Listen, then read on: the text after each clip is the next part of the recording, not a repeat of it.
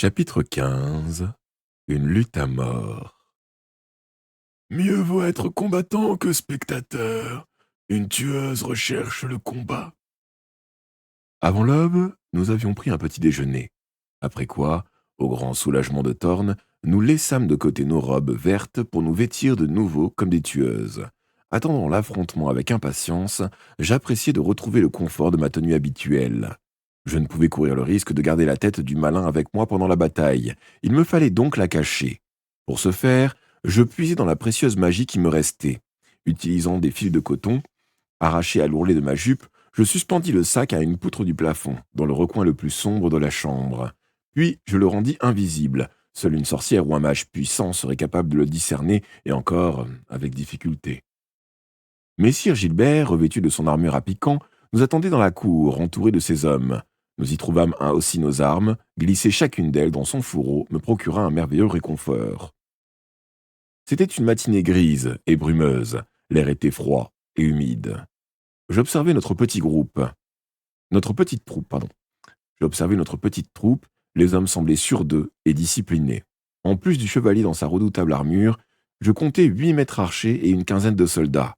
Tous étaient à pied, mais Sir Gilbert s'étant refusé à mettre ses chevaux en danger. Bien qu'en grande infériorité numérique, nous avions une bonne chance d'obtenir une victoire temporaire. J'avais décrit mon plan au chevalier, qu'il avait approuvé. Notre intention était de détruire le Kretsch et de tuer autant de sorcières que possible avant de faire retraite vers le château. Plus tard, sous le couvert de l'obscurité, Thorn et moi tenterions une sortie. Les sorcières rescapées nous poursuivraient et les habitants du château et des environs retourneraient à leur vie tranquille.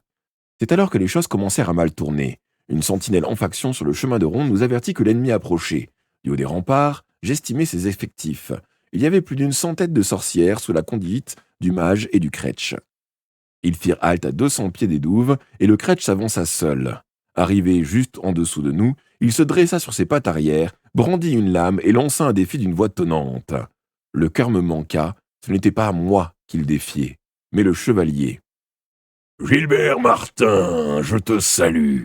Tu es le tueur du Grand Vert, célébré à travers tout le pays pour cet exploit. Je désire affronter en combat singulier un homme d'une telle renommée. Si je suis vaincu, ceux qui m'accompagnent se disperseront et ne te troubleront plus.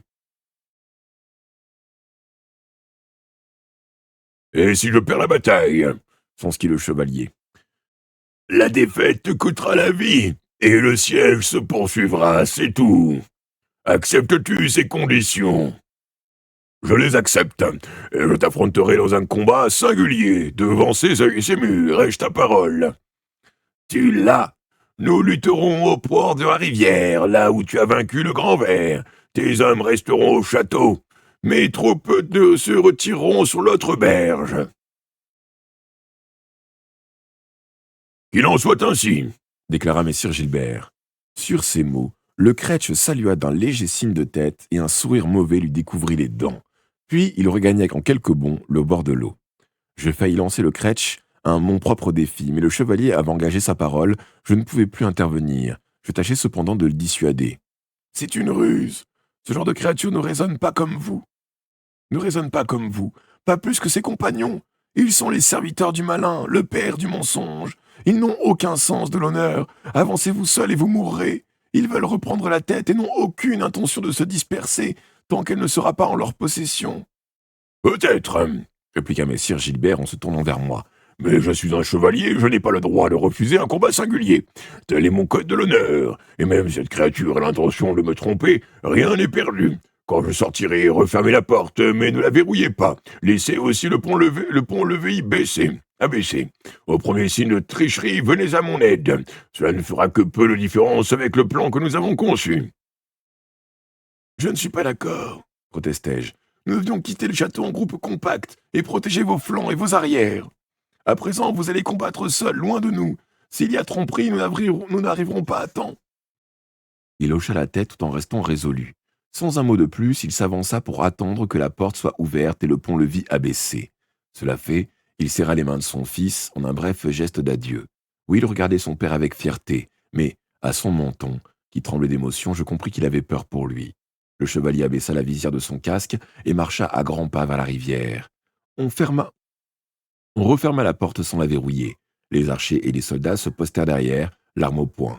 J'entraînai de nouveau Thorn en haut des remparts. Nous aurions un meilleur point de vue sur la bataille. Messire Gilbert approchait du gué, tandis que le Kretsch attendait sur l'autre rive.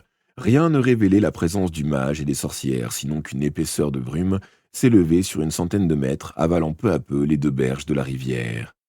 D'évidence, elles étaient formées par magie, pour permettre à nos ennemis de s'y dissimuler bien plus près que nous des deux adversaires. C'était un piège, j'en étais sûr. Mais qu'y faire? J'avais mis le chevalier en garde et il n'avait pas tenu compte de mes avertissements. À peine avait-il quitté la rive boueuse pour s'aventurer au milieu du gué que le Kretsch bondit vers lui, galopant sur ses quatre pattes, tel un loup géant, soulevant des gerbes d'eau. Messire Gilbert n'avait pas anticipé pareille vitesse. Il tira son épée trop tard. L'énorme bête referma ses mâchoires sur son bras droit, celui qui tenait l'arme. Malgré la distance, j'entendis le cri de douleur du chevalier. Mais le Kretsch, les plaques de métal qui protégeaient les bras de Messire Gilbert étaient également hérissées de pointes. Elles avaient sûrement transpercé les mâchoires de la créature. Était-il à présent insensible à la douleur, ou bien était-il capable de la surmonter à force de volonté, en dépit de la torture ressentie? Auquel cas, il n'en était que plus dangereux. Seule la mort l'arrêterait. Au prix d'un terrible effort, le chevalier libéra son bras. Le sang dégoulina de la gueule ouverte de la bête, teintant l'eau de rouge. L'armure de Messire Gilbert était aussi couverte de sang. Était-ce le sien ou celui de son adversaire? Même de si loin, je voyais que le métal protégeant le bras du chevalier était déformé. Il eut du mal à brandir son épée que le Kretsch attaqua de nouveau. Quand le Kretsch attaqua de nouveau, dressé sur ses pattes arrière, la créature dominait le chevalier de toute sa hauteur. Bien que blessé, Messire Gilbert était brave. Il ne recula pas. Il se campa sur ses pieds et fit passer son épée dans son autre main. C'était une arme massive, conçue pour être maniée à deux mains. Néanmoins, de la main gauche, sûrement sa plus faible, il enfonça la pointe de la lame dans le ventre du Kretsch. Cette fois, la bête émit un glapissement, aussitôt suivi d'un rugissement de rage. Cela me rassura un peu. Le Kretsch pouvait être blessé. Je souhaitais que le chevalier en vienne à bout, tout en bouillant du désir de l'abattre moi-même. Il y avait longtemps que je n'avais pas ressenti une telle soif de massacre. Néanmoins, je n'avais pas le droit d'intervenir tant que Messire Gilbert tenait bon. C'était un homme de courage, je ne voulais pas interférer dans sa victoire. Le chevalier et le Kretsch s'empoignèrent violemment, tombant à l'eau, et ils roulèrent l'un sur l'autre jusqu'à l'autre rive, où ils continuèrent de se battre dans la boue.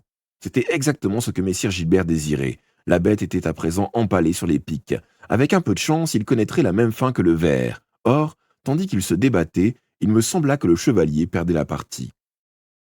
Il tentait de faire usage de son épée, mais son adversaire était trop rapproché. Ses coups restaient inopérants contre le dos osseux de la créature. Messire Gilbert n'avait plus l'énergie de la jeunesse, et les pics de son armure paraissaient moins efficaces contre cette bête qu'elle l'avait été contre le ver. Consterné, je vis les redoutables mâchoires du Kretsch s'écarter largement avant de se refermer sur la tête du chevalier. J'entendis son casque craquer. Les crocs puissants s'enfonçaient dans son crâne.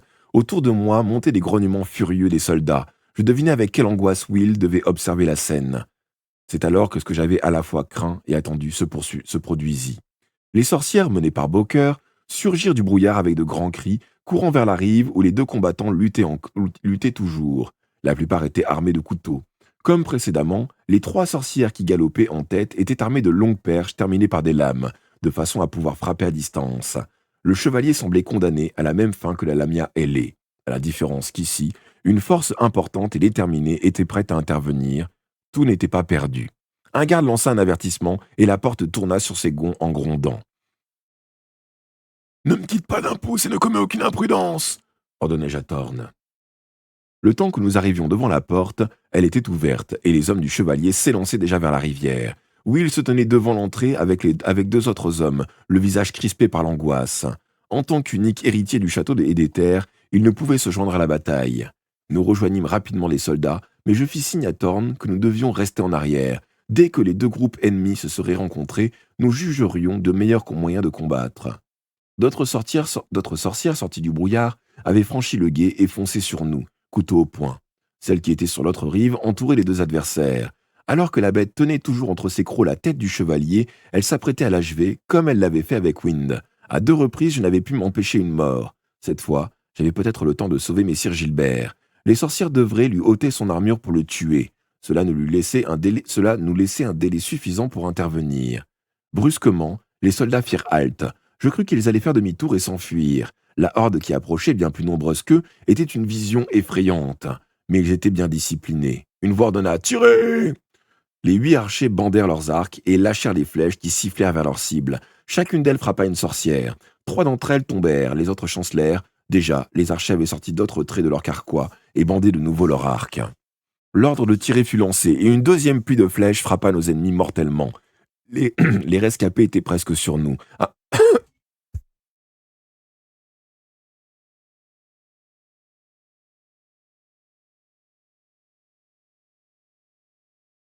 les rescapés étaient presque sur nous, à moins de 30 mètres. Une troisième volée de flèches brisa leur élan et les sorcières s'égayèrent. Elles ne prirent pas la fuite pour autant et se mirent à nous encercler. Mais dispersées, elles devenaient plus difficiles à viser. Cette fois, l'ordre fut « Tirez à volonté !» Chaque archer choisit sa propre cible. La tactique se révéla moins efficace car les sorcières commençaient à user de magie noire. Elles psalmodiaient des sorts en ancien langage, dont l'horification. Ils n'avaient aucun effet sur moi ni sur Thorn, qui étions protégés contre de tels artifices.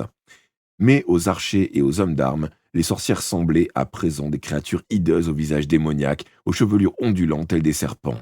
Le sort ne fonctionna que trop bien. Les yeux des archers s'écarquillèrent d'effroi. Leurs arcs tremblèrent si fort entre leurs mains que leurs flèches se perdirent, inutiles. Si je ne réagissais pas aussitôt, nous étions perdus. Il me fallait rassembler toutes mes forces et porter l'attaque au cœur même du cercle de nos ennemis. Le Kretch et le mage devaient mourir.